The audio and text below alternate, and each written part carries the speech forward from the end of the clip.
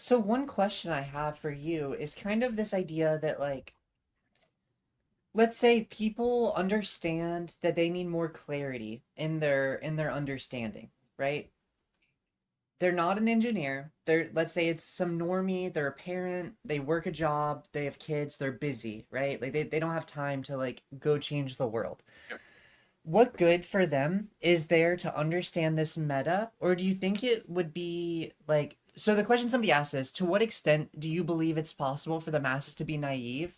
But I don't even think it's about them being naive inherently. I think it's about like this choice to be like I can't touch that, right? Like if you're a mom, you have kids, you can't really worry about like who's controlling the memetics. Like, oh my Yep. God, Russia is running game on us. Like, Yeah. okay, like that's awesome. I can't do anything about it. Like I gotta feed my children, kind of idea, right? So I guess I'm curious, like, what are ways that you can kind of get public buy-in and also make them feel at stake without or maybe I'm like priming the context too much. So I'll just let you answer. But like how do you balance high powers and local powers?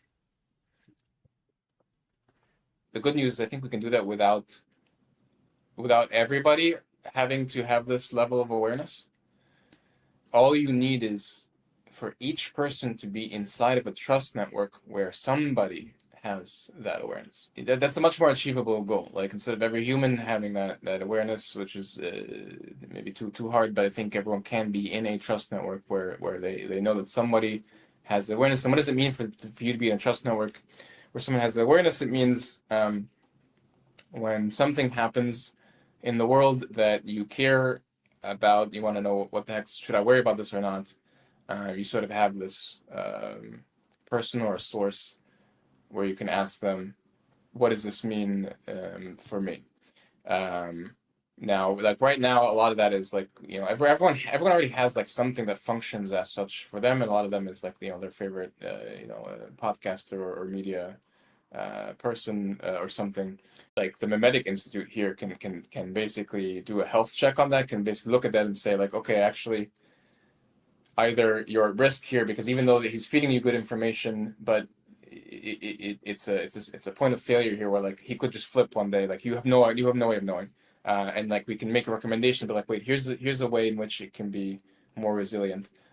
So the the really simple version of this, which is something I've been trying to do with my like real life networks, is sort of I call it like a immunity against Gell-Man amnesia. So you guys know about the Gell-Man or Gell-Man. I don't Uh, actually. What is it? it's the thing where when you read the news and you assume it's all true and good and accurate, but then you read the news about a topic in which you're an expert in. So let's say they're talking about your industry, they're talking about your company, and you see that like, wait, hey, this is not accurate at all. Like I know it happened firsthand, and the way it's being reported is completely different.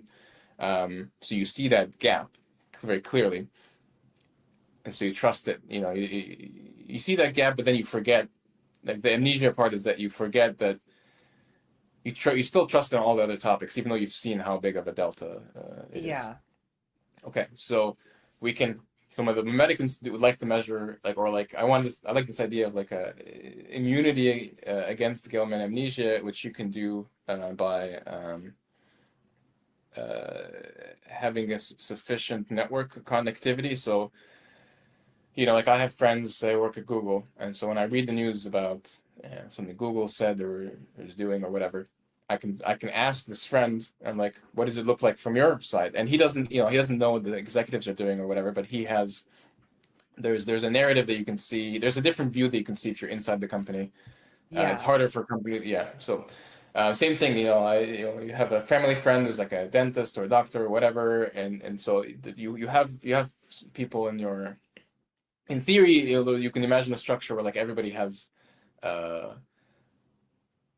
it really has something where like it basically be impossible to sign up that population, um, because any for anything that matters, they have firsthand experience, they have firsthand knowledge of it from someone in their network. That's like the crazy ideal. Like, okay, like it's possible in theory, or like not everyone can have that, but if you do have that, you can sort of have this immunity. Okay, so this is also maybe too ambitious. A more realistic version might be what I said earlier about the memetic institutes being inside of each culture. And what I want then is, like, let's say you don't know, you are a software engineer or whatever, artist, and you only know art, like you're in a bubble, and that's fine. But then it'd be nice if you have an institute where like you can report to it. You're like, hey, I saw this piece of this narrative is completely wrong, and I know because I'm there. I'm gonna report it to you guys. And you can also go to this institute to ask it. So you can give it information when you have it, and you can also query it when you want to. Now, here's the fun question: how do you know if your institute is to be trusted? Like, what if it's a psyop?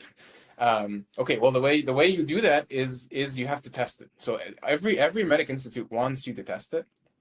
If it doesn't want that, then it's not a true Open Memetics Institute. And how do you test it? You test it by asking it um, questions like I just demonstrated, where like firsthand the thing and you see the narrative, and then you go and ask it. You maybe don't tell the information, you just ask it, and it either they say, oh, we don't know about this, we don't have any sources in that subculture, so we can't help you, I'm sorry, or they tell you the answer, and they basically cannot fake this. They can't fake, like, they either take your truth or they don't take your truth. If they don't take your truth and it's true because it's firsthand, then as far as you can tell, they're lying. Do you see that? Like, this is the beautiful system. Like, you can have an institute that does this, and you can test it, and they cannot hide whether or not they're lying. And then the final piece, which I think I'm really excited. I really want to get to this point because it's gonna be really fun. We can start sort of hunting each other, testing each other. So, like, let's say we're over here in this Twitter cluster, and I hear that there's a Memetic Institute being set up over on Blue Sky. I'm like, oh, great, let's go make contact. We're gonna send an ambassador. We're gonna test them. I'm gonna test them publicly. And again, like, they can't, like, it's just so beautiful because it's like a self-described honeypot. Like, you can't. Being a Memetics Institute in theory gives you a lot of power because you're basically saying, I'm gonna surface truth. Okay. If you declare yourself a Memetic Institute, you're also making yourself a target, which is by design.